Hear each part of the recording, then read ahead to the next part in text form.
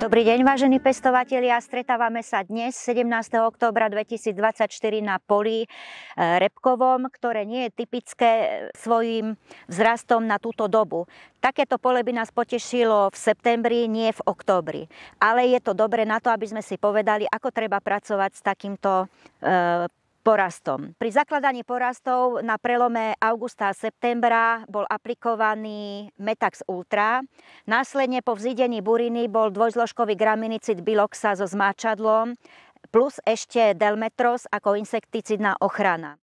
Teraz si povieme o tom, ako s takýmto typom porastu pracovať, pretože firma Belba Plus má široké portfólium na to, ako regulovať porasty a ako im pomáhať, čo sa týka koreňového balu. Ideme na to, pozrieme si teraz jednotlivé rastlinky.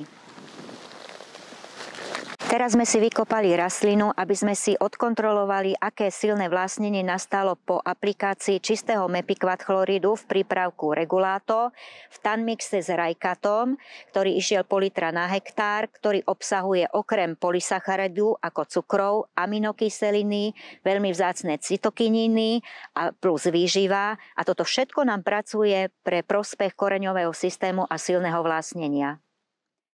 Následne odkontrolujeme aj výmrv. Ako vidíme, dvojzložkový graminicid Biloxa spolu so zmáčadlom zabral, postupne nám likviduje výmrvy tak, ako potrebujeme.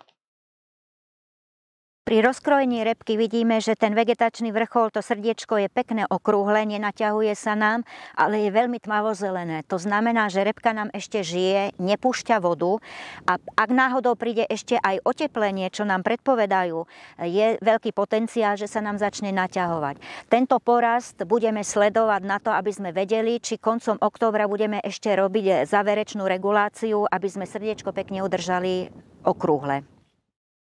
A teraz sa presunieme na pole, ktoré je stadeto vzdušnou čiarou 1,5 km ďalej. Úplne iné vláhové podmienky mal a je v úplne inom štádiu rastu. Tak teraz sme sa presunuli na pole, ktoré malo dostatočné množstvo zrážok. Porast išiel tak, ako potrebujeme, ako sme zvyknutí.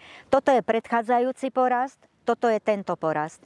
Rozdiel je v tom, že sme vlastne herbicidnú účinnosť mali rovnakú, akurát sme pracovali s účinnými látkami opačne. Aby vás nemýlilo, že tento porast vyzerá veľmi prerastený, budeme sa kontrolovať vlastne podľa srdiečka, podľa vývinu. To si ukážeme za chvíľočku na detailu a poviem aj prečo agronómi sa nemusia plašiť s tým, že máme veľkú repku. Ideme na to. V tomto prípade sme prvú reguláciu robili silnejšiu, a to prípravkom Regulato plus Remoko, čiže mepikvat chlorid s metkonazolom.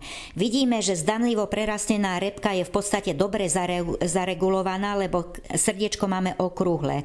Dnes tu už aplikujú druhú reguláciu, a to bukatom v politrovej dávke na hektár. Takáto prerastená repka slangovo šalát nie je vždycky problémov. Riadíme sa vždycky srdiečkom a prerastený list môže byť v tomto prípade našou výhodou. Prečo? Lebo ak zbadáme fómu, fóma sa nám vyvíja na liste. Ako náhle sa dostane na žilnatinu, to je jej cesta ku krčku. Každý deň fóma pokračuje ku krčku v 16 mm denne. Ak list je mohutný, dlhý, táto cesta ku krčku nám tvorí vlastne dobrú časovú os, kedy agronóm môže zbadať infekciu, zareagovať a vykonať postrek. Ak je list krátky, toto časové okno máme veľmi krátke aj my na použitie príslušnej chémie. Záverom mi dovoľte, aby som zhrnula trošku dnešný deň. Každé pole potrebuje individuálny prístup, preto sme na vašich poliach s vami dennodenne. Spoločnosť Belba Plus má široké portfólio prípravkov, ktorými prejdeme vaše založené porasty od výsevu až po samotný zber. Preto sa tešíme na vašu spoluprácu a aj na vašich poliach sa uvidíme čoskoro. Dovidenia.